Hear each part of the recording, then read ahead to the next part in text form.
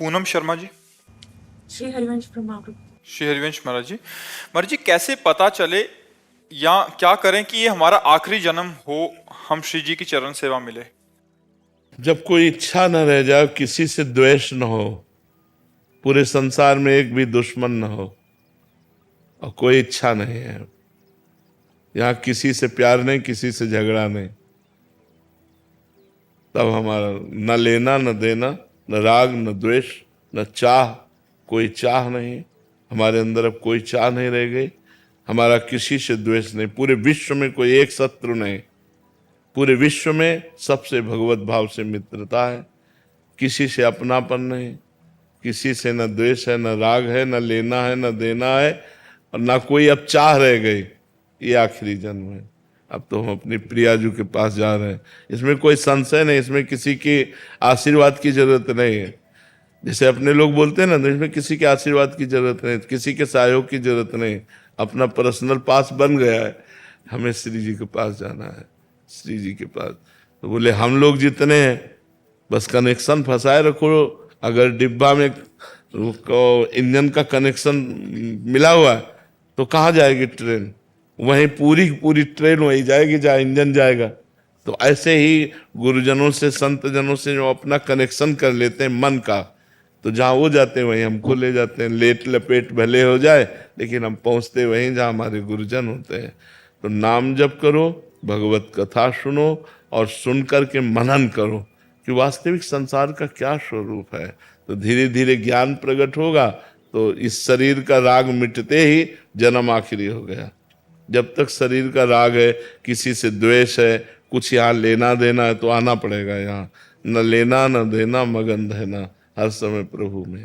जी महाराज जी, जैसे नाम जप करते हैं तो कुछ लेना देना, या कहते हैं कि हमारे पुराने कर्म होते हैं, हमें आना पड़ता है, तो क्या वो नाम जप से हमारा खत्म हो जाता है? हाँ, ऐसा भी है कि अगर हम निरंतर नाम जप कर रहे हैं, भगवान से प्रार्थना कर रहे हैं कि अगर किसी भी तरह का कोई ऋण हो, किसी भी तरह का कोई हमारा लेना देना हो, तो नाथ मुझे याद नहीं, या हमें याद भी है तो मेरी सामर्थ्य नहीं कि मैं चुका सकूं, अब आप संपूर्ण लोक वैभव के स्वामी हैं, तो अब आप ही देख लीजिए, मैं आपकी शरण, तो सब निपट जाएगा, फिर सब निपट जाएगा, कोई चिंता की बात नहीं। राधिका जी। श्री हरिवंश महाराज जी। महाराज जी, मेरी माता श्री जो ठाकुर जी श्री जी को भोग लगाती हैं तो बहुत अच्छे अच्छे पदार्थ लगाती हैं। वे कहते हैं कि अच्छा हम पदार्थ श्री जी को पवाएंगे। आप कहते हैं कि भजन की वृद्धि के लिए रस इंद्रियों को संयमित करो। महाराज जी, हम बड़े असमंजस में, मैं और मेरे पिताजी। देखो, अच्छे अच्छे पदार्थ हमारे भी ठाकुर को लगते हैं, ये तो सबका भाव रहता है ना, जिसके जितनी सामर्थ्य है उतना भाव रहता है। लेकिन हम थोड़ी पा सकते हैं, हम तो किनका लेते हैं। ठाकुर को जैसे भोग लगा तो सब भोग एकत्रित कर लिया गया और उसमें से किनका हम लेते हैं। गाय को पवा दो, जो ब्रजवासी हैं उनको पवा दो। हम ये तो उत्तम भोग लगाए मोर मरकट को सेवे, स्वामी हरदास जी के लिए आया, उत्तम भोग लगाए मोर मरकट को सेवे। 56 प्रकार के भोग लगाए गए और उनमें से जरा सा ऐसा प्रसाद ले लिया गया और सब बांट दिया गया। अगर कोई लेने वाला नहीं तो गाय है, मोर मरकट को सेवे, पशु पंक्षियों को पवा। अब गाय को रसगुल्ला पवा तो कोई फर्क पड़ेगा क्या? और अपने रोज रसगुल्ला पाएंगे तो अपने फर्क पड़ जाएगा। तो अपने को ठाकुर जी का थोड़ा किनका प्रसाद लेकर रोटी दाल से काम चलाना। रोज 56 प्रकार के भोग पाओगे तो लीवर में ठाकुर जी के दम है, तुम्हारे दम नहीं। इतनी सामर्थ्य नहीं। और देखो, प्रसाद का प्रभाव होता है। हम प्रसाद कम और पदार्थ बुद्धि से ज्यादा पाते हैं। क्या है? बोले पूड़ी है, हाँ ठीक है, कचौड़ी है, हाँ, मतलब हम पदार्थ बुद्धि से पाते हैं, प्रसाद बुद्धि से नहीं पाते। प्रसाद बुद्धि से तब पाएंगे जब खीर, कढ़ी, रबड़ी, नमकीन सब एक ही में मिला दिया, सब मिला के ऐसे कर दिया, अब प्रसाद बुद्धि से पाओगे। नहीं तो अलग अलग जो चम्मच से स्वाद ले ले तो पदार्थ बुद्धि से पाया जाता नहीं। भाई, गुलाब जामुन का ये स्वाद, जलेबी का ये स्वाद, जब जलेबी और गुलाब जामुन और कढ़ी और चावल और खीर एक ही में मीस दिए गए, अप्रसाद बुद्धि रहेगी। तो हमें लगता है थोड़ा सा प्रसाद ले ले और नमक रोटी, दाल रोटी, सब्जी आदि से अपना काम चलावे, और ये ठाकुर जी के पार्षदों को पवा दे। गऊ है, बैल है, ब्रजवासी हैं, जैसे ऐसे पवा दे जो पाना चाहे, नहीं तो गाय को पवा दे। अपने उत्तम उत्तम पदार्थ पाकर भजन नहीं कर सकते। नहीं कहा, हमारे ठाकुर जी का रोज भोग लगता है, उत्तम उत्तम पदार्थों से भोग लगता है। तो वैसा थोड़ी कि सब साधक वही पाते हो, थोड़ा थोड़ा प्रसाद पाए अपने फिर।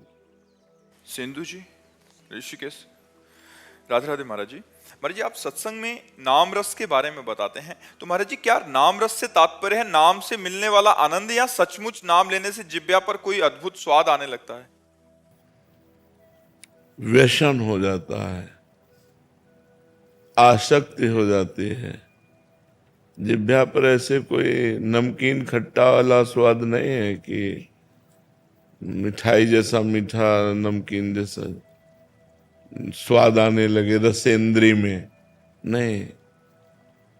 चिदानंद में, भगवान में आसक्ति हो गई, उनके नाम में ऐसी आसक्ति हो गई कि नाम लिए बिना एक क्षण भी नहीं जिया जा सकता। तद स्मरणेन परम व्याकुलते थी।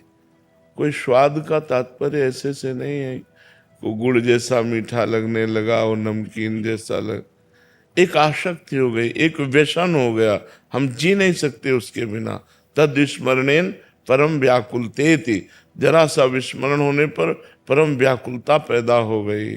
नाम रस जब हृदय में जागृत होगा तो आसक्ति, इतनी प्रबल आसक्ति कि त्रिभुवन की राज्य लक्ष्मी देने पर भी जो आधे पल के लिए भगवान का विस्मरण न करे वो नाम जापक, वो महाभागवत। कहा हुआ है त्रिभुवन की राज्य लक्ष्मी देने पर भी जो आधे पल के लिए भगवान का विस्मरण न करे वो महाभागवत, वो महान भक्त, वो भगवान का नाम जापक।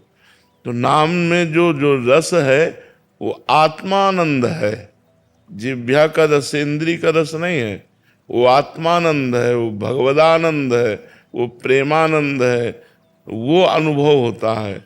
ये कोई गुड़ जैसा स्वाद, मिठाई जैसा स्वाद, नमकीन जैसा, ये सब जो शब्द स्पर्श रूप रस गंध है ज्ञान इंद्रियों के विषय, ये सब माइक है। और नाम का कोई माया में स्वाद थोड़ी होता है, वो तो चिदानंद में स्वाद होता है, आत्मानंद में होता है, भगवदानंद में होता है। समझ में आया किसका प्रश्न है जी?